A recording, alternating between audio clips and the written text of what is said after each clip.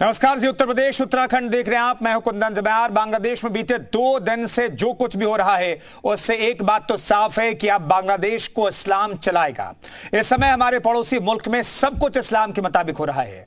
मैं जिस इस्लाम के बारे में बात कर रहा हूं वो इस्लाम कौन है, वो इस्लाम क्या है, इसकी डिटेल रिपोर्ट आपको दिखाएंगे। लेकिन इसमें कोई दो राय नहीं कि इस्लाम के इशारे पर ही डॉक्टर मोहम्मद यूनुस को पहले अंतरिम सरकार बनाने के लिए मुख्य सलाहकार नियुक्त किया गया और उसके बाद उन्हें अंतरिम सरकार का प्रधानमंत्री बनाया जा रहा है।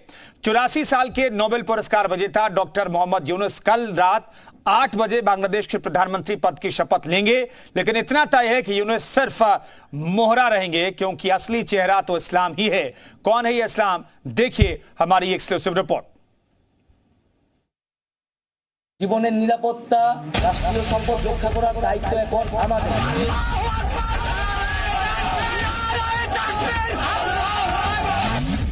बांग्लादेश में इस्लाम का ऑर्डर चल रहा है। Bangladesh doesn't have any politics left. Yunus मोहरा है, इस्लाम ही असली चेहरा है।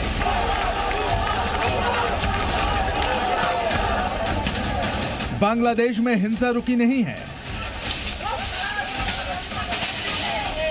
खून खराबा थमा नहीं है, लेकिन ढाका में हसीना विरोधी दलों का हल्ला बोल शुरू हो चुका है। इस तस्वीर की बात आगे होगी, क्योंकि जितनी भीड़ आपको इस तस्वीर में दिख रही है उससे कई गुनी भीड़ इस्लाम के पीछे खड़ी है। इस इस्लाम का मतलब मजहब से नहीं है, शख्स से है। हसीना विरोधी आंदोलन के सबसे बड़े हीरो नाहिद इस्लाम से है। बांग्लादेश में इस समय वही हो रहा है जो नाहिद इस्लाम चाहते हैं। 26 साल के नाहिद इस्लाम ने पिछले 48 घंटे में जो कहा, ढाका में वही हुआ। इस्लाम का पहला ऑर्डर था शेख हसीना प्रधानमंत्री पद छोड़ें, और नतीजा ये हुआ कि हसीना ने 5 अगस्त को पीएम पद के साथ साथ मुल्क भी छोड़ दिया। इस्लाम का दूसरा ऑर्डर था बांग्लादेश की संसद भंग हो। 6 अगस्त को वहां की संसद भंग कर दी गई। इस्लाम का तीसरा ऑर्डर था बांग्लादेश में फिर से चुनाव हो। अब से 3 महीने बाद वहां फिर से चुनाव होगा, लेकिन तब तक के लिए बांग्लादेश कैसे चलेगा, इस पर अंतरिम सरकार के गठन पर सहमति बनी। तब इस्लाम का चौथा ऑर्डर आया। ऑर्डर ये था कि मोहम्मद यूनुस को नई सरकार चलाने की जिम्मेदारी दी जाए। ऐसा ही हुआ। यूनुस को अंतरिम सरकार बनाने के लिए मुख्य सलाहकार बना दिया गया। इसका मतलब यह है कि अंतरिम सरकार के गठन से लेकर चलाने तक की शक्ति मोहम्मद यूनुस के पास ही रहेगी, कम से कम 3 महीने तक, जब तक चुनाव नहीं हो जाता। नाहिद इस्लाम की हर बात इस समय बांग्लादेश की आवाम के लिए हुक्म की तरह है।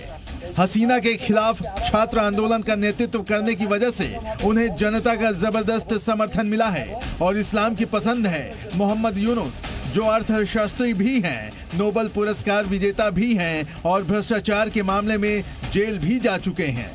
यूनुस की सोच भारत को लेकर कितनी खतरनाक है, अब इसे भी समझ लीजिए। सरकार चुनने से पहले ही मोहम्मद यूनुस ने भारत को धमकी दी है। उनकी धमकी ये है कि अगर भारत बांग्लादेश के आंतरिक मामलों में अति करेगा तो वो भी शांति से नहीं रह पाएगा। सिर्फ यही नहीं, उन्होंने हिंसा का भी समर्थन किया है। यूनुस ने कहा, बांग्लादेश में जो हिंसा हो रही है वह लंबे समय से हो रहे अत्याचार की प्रतिक्रिया है। यानी हिंसा को रोकने की बजाय उसे यूनुस और बढ़ावा दे रहे हैं। हिंदुओं पर हो रहे जुल्म के खिलाफ भी इनकी जुबान बंद है, लेकिन शेख हसीना का भारत में रुकना इन्हें गवारा नहीं है। यूनुस इस समय बढ़ चढ़कर इसलिए बोल पा रहे हैं क्योंकि उनके कंधे पर नाहिद इस्लाम का हाथ है, और बांग्लादेश की जनता नाहिद इस्लाम के साथ है। ब्यूरो रिपोर्ट, जी मीडिया।